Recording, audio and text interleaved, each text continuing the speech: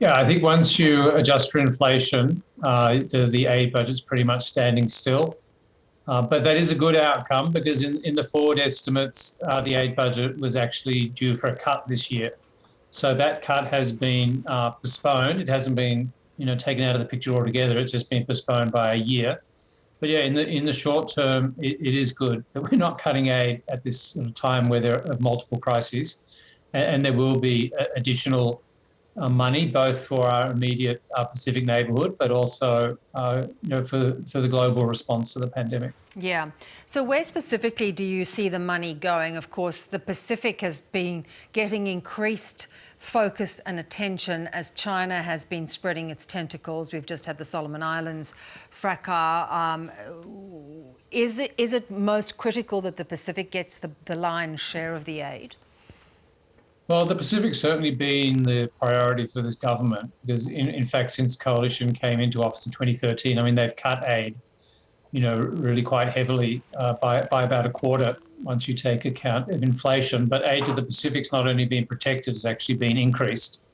And there is a further increase for aid to the Pacific this year, in particular, to support them with sort of economic recovery and their fiscal response to the pandemic. Yeah, I think that makes a lot of sense, but it can't be the only priority for the aid program. It's already at 40%, and so we do need that additional funding for the global response to COVID, for crises like Ukraine, for the other chronic crises, whether it's Syria or Yemen. And I think it'll be I think it's interesting the government sort of deferring these aid cuts, and I think it will be difficult to actually implement them when the time comes. Yeah. The infrastructure funding that has been doubled from $1.5 billion to $3 billion, how do you see that in terms of the overall budget responsibility? Yeah, that's not really a budget measure. It's sort of an announcement. It's an increase in the cap on how much Australia can lend for infrastructure to the Pacific. It's an increase from 1.5 to 3. It's not actually part of the aid budget because they're not concessional loans, but it's cheap finance, and if the projects are well done, they'll certainly be good investments. I think it's really a statement of intent because at the moment, if you look at commitments, it's only about 700 million, so we're not anywhere actually near the pre-existing cap, which is 1.5. So I guess it is a statement of intent that the government wants to go a lot further with this infrastructure push in the Pacific. And no doubt that is, at least in part, a response to China. Yeah, so in a way, that is what China has been doing, hasn't it? It's been offering loans and investing in sort of infrastructure spend in many of these Pacific nations.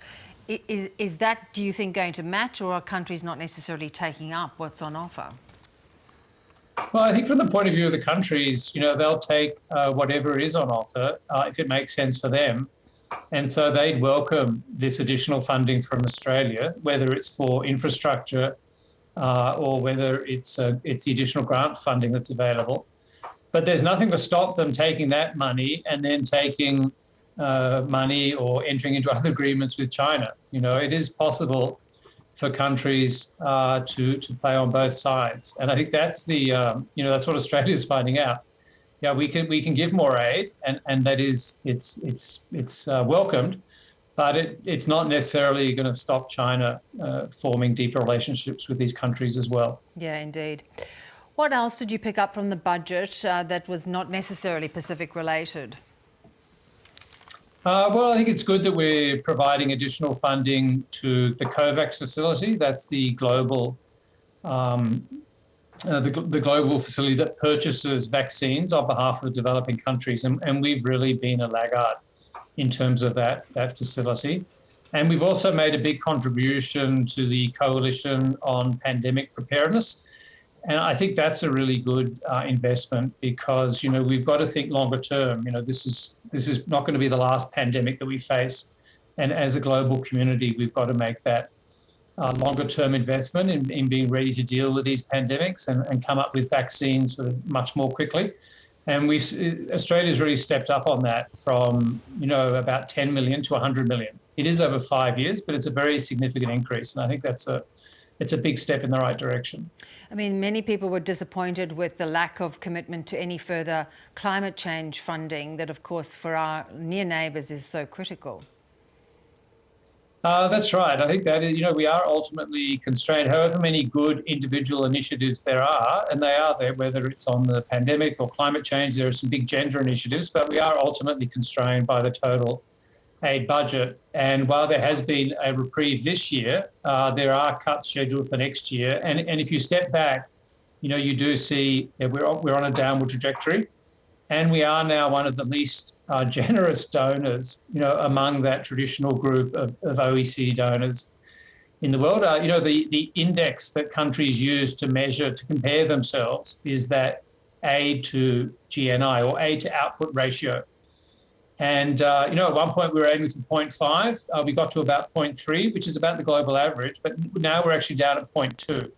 And that does put us at the very bottom of the pack. And it just doesn't make sense for us to be there. It's not that we can't afford more aid. Aid is becoming a smaller and smaller part of our total expenditure.